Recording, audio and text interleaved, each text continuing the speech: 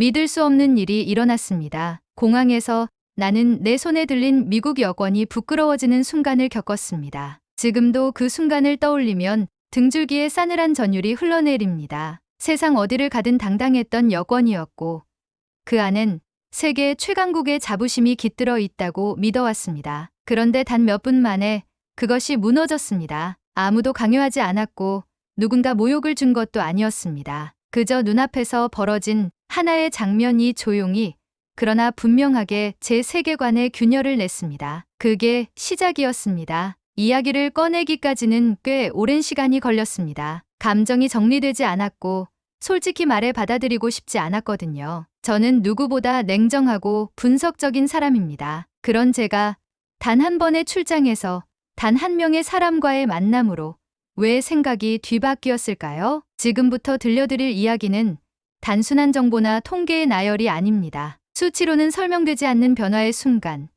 그리고 그 모든 계기를 만들어준 어떤 여권에 대한 이야기입니다. 들으신다면 아마 여러분도 고개를 갸웃하게 될 겁니다. 진짜 그 여권이 그런 대접을 받는다고? 저도 처음엔 믿지 않았습니다. 그런데 진짜였어요. 이제 당신의 생각을 바꿀 준비가 되셨나요? 바로 지금 사연을 들어보겠습니다. 잠깐 1초밖에 걸리지 않는 좋아요 버튼 한 번만 눌러주세요. 여러분의 클릭 한 번이 영상을 제작하는 저에게 가장 큰 힘이 된답니다. 안녕하세요. 저는 미국 국무부 여권정책국에서 근무하고 있는 캐서린 밀러라고 합니다. 제 업무는 국제 여권 체계의 보안성과 신뢰도, 그리고 전 세계적인 여권 발급 시스템의 기술 수준을 분석하고 정책에 반영하는 일입니다. 지난 15년 동안 같은 분야에서 일하며 수많은 국제 포럼과 학술회의에 참석했고 여권과 국경을 둘러싼 각종 안보 문제를 해결하는 데 일조해 왔습니다. 적어도 저는 그렇게 믿고 있었습니다. 제 사무실 책상 위에는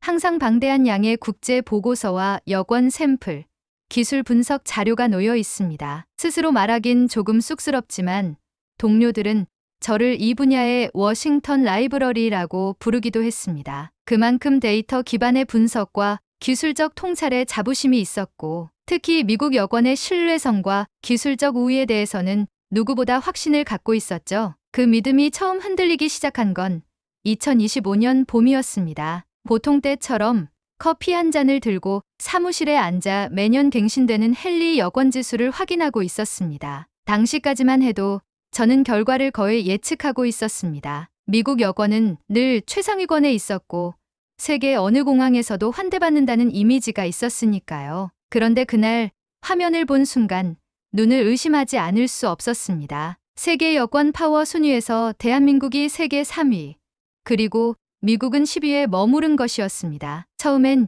이게 무슨 오류겠거니 싶어 다른 자료도 확인해 봤습니다. ICAO, IATA, 노마딕 캐피탈 등 여러 기관의 데이터를 크로스 체크했고 그 결과는 모두 동일했습니다. 단순히 순위만이 아니었습니다. 입국이 가능한 국가의 수, 위조 방지 기술 수준, 발급 및 관리 체계의 전산화 수준, 그리고 국가 신뢰도 지수까지 한국은 거의 모든 분야에서 미국보다 앞서 있었습니다. 그때 느꼈던 감정은 당혹감이라는 단어 하나로는 설명이 부족합니다. 어떻게라는 질문이 머릿속을 맴돌았고 그것은 곧 왜 우리가 놓쳤지? 라는 자책으로 이어졌습니다. 제게는 미국 여권이 세계에서 가장 안전하고 신뢰할 만하며 권위 있는 여권이라는 믿음이 있었습니다. 그런데 그 믿음에 균열이 생기기 시작한 거죠. 며칠 뒤 아시아 태평양 출입국 신뢰 포럼 참석 제안을 받게 되었습니다. 장소는 태국 방콕. 이 포럼은 매년 각국의 출입국 시스템과 여권 기술 전문가들이 모여 정책 협력과 기술 교류를 논의하는 자리였습니다. 저는 평소 같았으면 그냥 내부 보고서나 작성하고 넘겼겠지만 이번에는 직접 그 한국이라는 나라의 사례를 보고 싶었습니다. 도대체 어떤 시스템이 미국보다 나을 수 있단 말인가 싶었어요. 그 포럼에서 한국 대표로 참석한 사람이 있었습니다. 이름은 김태윤. 한국국제협력단 소속의 개발협력 전문가였고 주로 동남아시아와 남태평양 국가들을 대상으로 전자여권 시스템과 출입국, 관리체계의 기술 자문을 담당하고 있다고 했습니다. 첫인상은 조용하고 단정한 사람이었습니다. 겉으로 보기엔 평범해 보였지만 말을 하면 할수록 그 안에 깊은 전문성과 강한 신념이 숨어 있다는 걸 알 수 있었습니다. 그가 처음 제게 했던 말이 아직도 기억에 남습니다. 한국 여권이 강한 이유는 단순히 보안 기술 때문이 아니라 그 여권을 사용하는 국민들의 태도와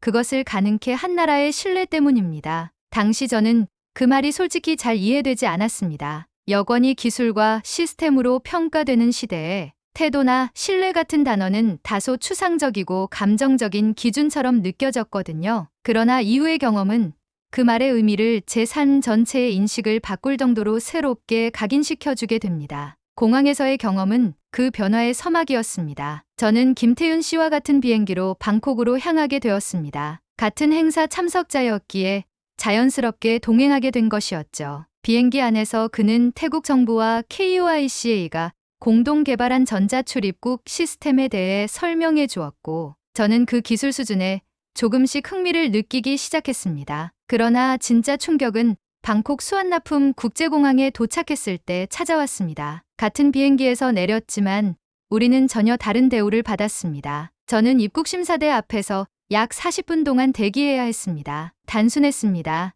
미국 여권 소지자가 최근 몇 년간 태국 내 불법 체류 및 불법 취업 사례로 인해 일괄 심사 대상이 되었기 때문이었습니다. 믿기 어려웠습니다. 반면 김태윤 씨는 별도의 게이트로 안내를 받았고 단 5분 만에 입국 수속을 마쳤습니다. 입국 심사관은 웃으며 말했습니다. 한국 여권은 저희가 가장 신뢰하는 대상입니다. 늘 환영합니다. 그 말은 단순한 인사처럼 들렸지만 저에겐 일종의 선언처럼 다가왔습니다. 그 순간 제 머릿속에 있던 여권의 위계는 송두리째 흔들렸습니다. 그리고 그 의문은 곧 다음 이야기로 이어지게 됩니다. 진짜 한국 여권의 힘은 과연 어디서 나오는 것일까요? 방콕 공항에서의 경험은 저를 꽤 혼란스럽게 만들었습니다. 비행기에서 내릴 때까지만 해도 김태윤 씨와 저는 단순한 동료 참석자였습니다. 하지만 입국장에서 받은 대우의 차이는 분명했습니다. 저는 미국인이라는 이유만으로 따로 선별 심사를 받아야 했고,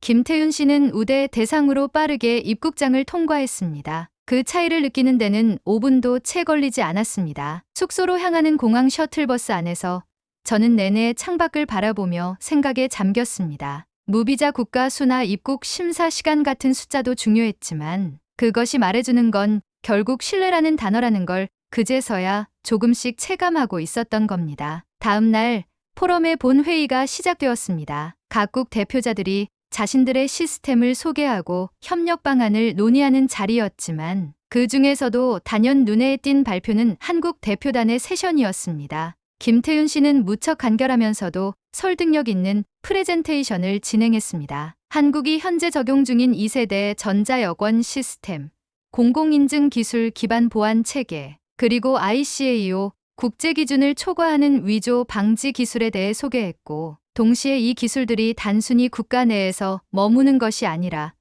동남아시아 및 남태평양 국가들에 수출되고 있다는 점도 강조했습니다. 저는 발표가 끝난 뒤에도 자리를 뜨지 못했습니다. 데이터 분석이 제 전문이었지만 저조차 처음 듣는 내용이 꽤 많았고 그 안에는 기술뿐 아니라 신뢰를 만들어가는 과정이라는 철학이 깃들어 있었습니다. 포럼이 끝난 후 저는 직접 그에게 다가가 조심스레 말을 건넸습니다. 오늘 발표 정말 인상 깊었습니다. 특히 여권 기술 수출에 관한 부분이요. 미국은 그런 개념이 좀 낯설어서요. 그는 조용히 웃으며 말했습니다. 한국도 오래전엔 미국 여권을 부러워하던 시절이 있었죠. 그때 우리가 배운 건 기술 이전에 국민 스스로를 신뢰해야 국제사회가 우리를 신뢰하게 된다는 거였어요. 그 말이 이상하게 마음에 깊이 꽂혔습니다. 미국은 강한 여권을 당연하게 여겨왔습니다. 그러나 그것이 당연하지 않았던 시대를 겪은 이들의 이야기에는 무게가 있었습니다.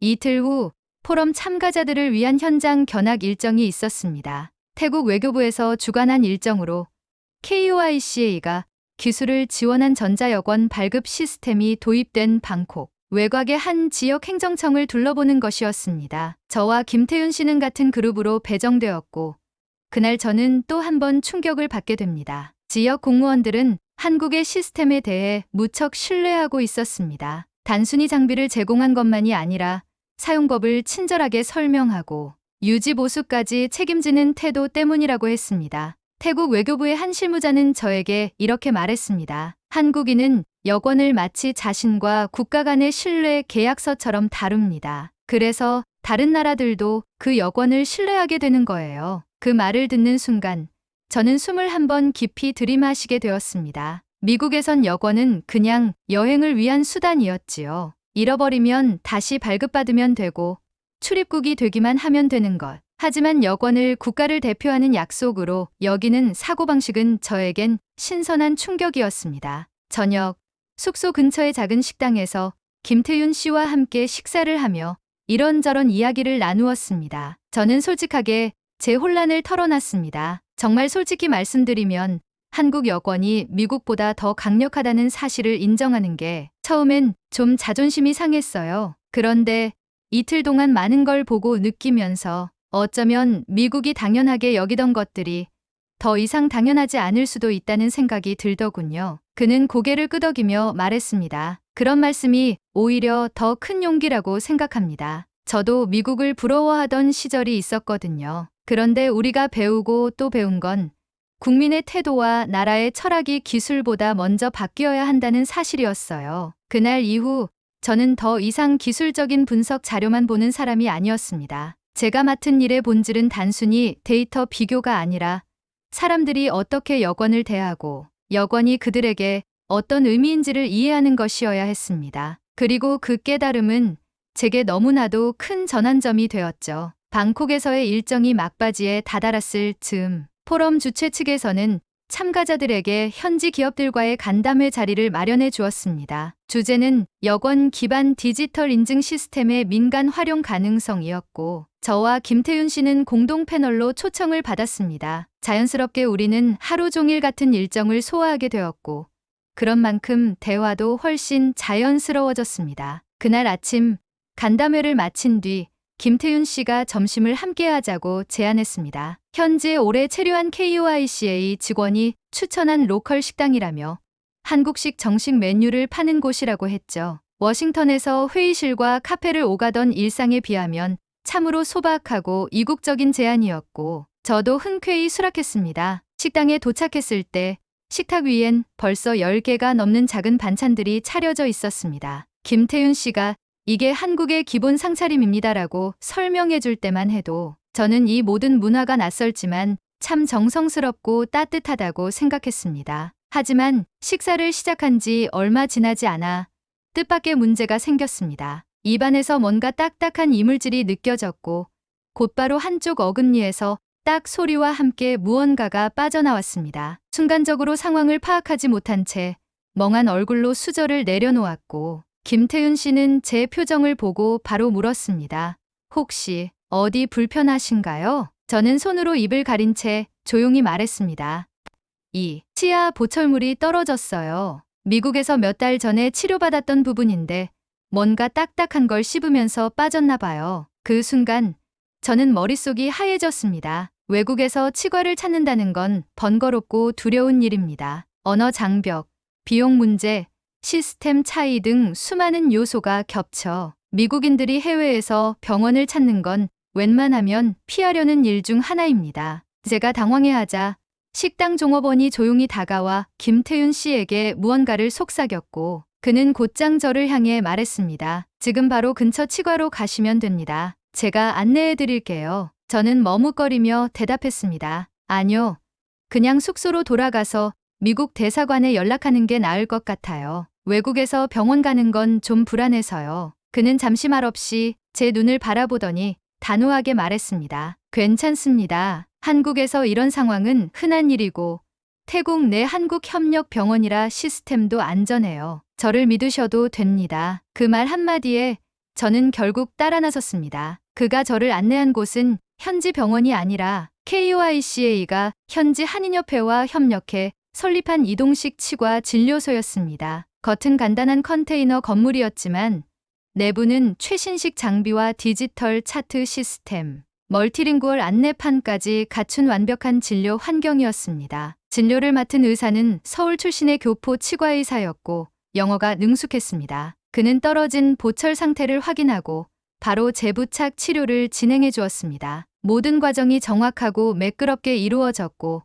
무엇보다 놀라웠던 건 진료비였습니다. 미국에서 비슷한 치료를 받았다면 최소 수백 달러는 나왔을 겁니다. 그러나 이곳에서는 고작 2만 바트, 미국 돈으로 약 60불 정도에 불과했죠. 진료를 마치고 밖으로 나왔을 때 저는 한동안 말을 잇지 못했습니다. 김태윤 씨는 조용히 제게 물었습니다. 괜찮으세요? 저는 고개를 끄덕이며 말했습니다. 생각보다 훨씬 아니 상상 이상이었어요. 시스템도 그렇고 사람들도 그렇고. 그때였습니다. 근처에서 간단한 건강검진을 받고 있던 태국 중년 여성 한 분이 우리 쪽으로 다가왔습니다. 그녀는 김태윤 씨를 보며 고개를 숙였고 그러곤 저에게 따뜻한 웃음을 지으며 말했습니다. 한국 여권 가진 사람들 어디를 가도 믿을 수 있어요. 그건 그냥 종이 한 장이 아니에요. 그 말을 들은 순간 저는 속으로 큰 파도가 치는 듯한 기분을 느꼈습니다. 며칠 전까지만 해도 여권은 저에게 국가의 위상,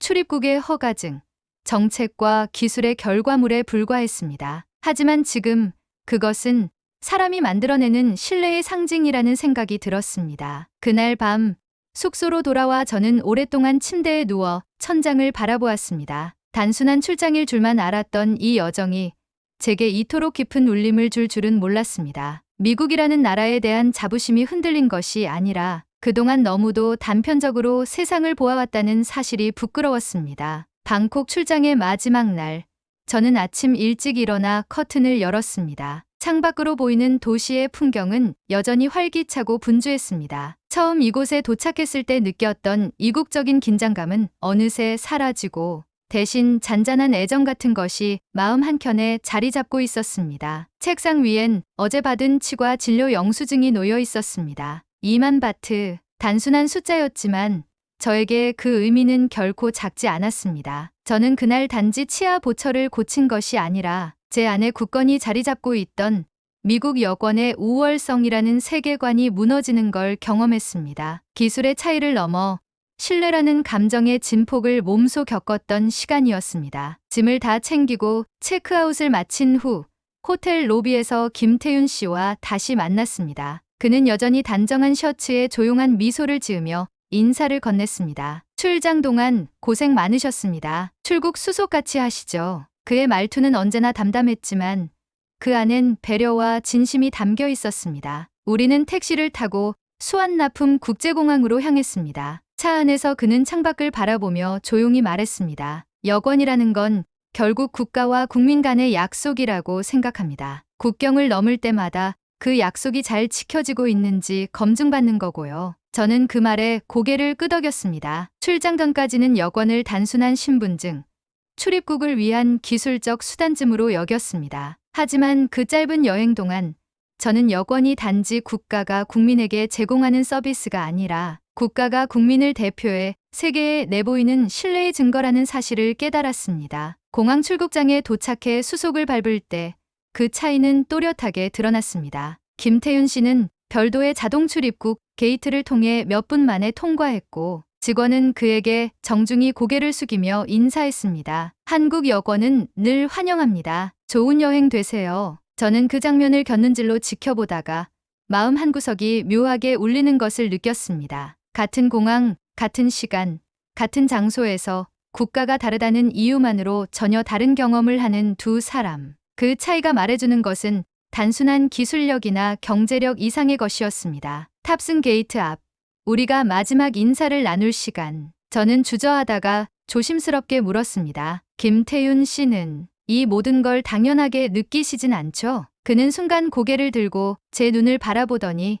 잠시 말을 고른 후 이렇게 대답했습니다. 당연하게 느끼지 않으려고 노력하고 있습니다. 저희 부모님 세대는 여권을 받는 것조차도 허락받아야 했던 시절을 살았거든요. 여권을 손에 쥐고 공항에 설 수 있다는 것 자체가 꿈이었던 시절이 있었죠. 지금의 신뢰는 하루아침에 만들어진 게 아닙니다. 외국에서 한국인들이 보여준 태도, 정부가 지켜온 약속, 그리고 국민이 함께 만든 신뢰가 오랜 시간 쌓여서야 비로소 만들어진 겁니다. 그 말은 단순한 설명이 아니라 한국이라는 나라가 걸어온 길을 대신 말해주는 듯한 진심이었습니다. 그의 목소리엔 조용하지만 단단한 울림이 있었고 저는 그 울림 속에서 잠시 말을 잊었습니다. 비행기에 탑승하고 자리에 앉은 후 저는 노트북을 꺼내 출장 보고서를 정리하기 시작했습니다. 언제나처럼 수치와 표로 구성된 첫 페이지를 넘기고 마지막 페이지에 이르렀을 때 저는 손을 멈췄습니다. 그리고 천천히 타이핑을 시작했습니다. 한국 여권은 기술이 아니다. 그것은 국민의 태도와 국가의 철학이 만들어낸 약속이다. 그리고 그 약속을 믿는 세계는 다시 그들을 믿는다. 워싱턴 DC로 돌아온 지 일주일 후 저는 국무부 여권정책국 내 주간 브리핑에서 제 출장 보고서를 발표했습니다. 늘 그렇듯 회의실엔 냉정하고 이성적인 분위기가 감돌았지만 이번만큼은 시작부터 달랐습니다. 우리는 지금까지 여권을 시스템의 결과로만 보아왔습니다. 그러나 어떤 여권은 그것을 들고 있는 국민의 삶과 태도에서 비롯된 신뢰의 결과이기도 합니다. 자료를 보여주며 한국의 전자여권 시스템, 위조 방지 기술, 무비자 협정 수 등을 설명했습니다. 하지만 그보다 더 중요했던 건 그 여권이 신뢰받게 된 이유를 함께 설명한 것이었습니다. 많은 동료들이 처음엔 의아한 표정을 지었지만 몇몇은 메모를 하며 진지하게 경청했습니다. 보고회가 끝난 후 저는 김태윤 씨에게 메일을 보냈습니다. 당신이 말했던 약속이라는 개념, 이제야 이해할 수 있을 것 같아요. 고맙습니다. 하루 뒤 답장이 도착했습니다. 여권은 종이 한 장일 수도 누군가의 전부일 수도 있습니다. 우리가 그 가치를 지키는 동안 세계는 그 종이 안에 담긴 약속을 알아봐 줄 겁니다. 그 메일을 읽고 저는 한동안 창밖을 바라보다가 스스로에게 이렇게 말했습니다. 다음 출장지는 한국이어야겠다. 한국 여권의 힘은 단순히 기술에서 비롯된 것이 아니었습니다. 그것은 그 나라 국민들이 보인 태도, 정부의 일관된 정책, 국제사회와의 신뢰 관계가 빚어낸 결정체였습니다. 기술은 그 모든 것들을 품을 수 있는 그릇이었을 뿐이죠. 그 여권을 들고 국경을 넘는 사람들 속에는 단지 여행자가 아니라 신뢰받는 국민이라는 정체성이 함께 담겨 있었습니다. 그리고 이제 저는 압니다. 진짜 강한 여권은 믿음으로 만들어집니다. 당신이라면 이런 경험을 어떻게 받아들였을까요? 여권 한 장이 바꾼 시선과 마음의 변화, 여러분의 생각이 궁금합니다. 아래 댓글로 함께 나눠주세요. 이야기가 마음에 드셨다면 좋아요와 구독 부탁드립니다. 작은 클릭 하나가 다음 감동 이야기를 만드는 큰 힘이 됩니다. 긴 이야기 끝까지 함께 해주셔서 진심으로 감사드립니다.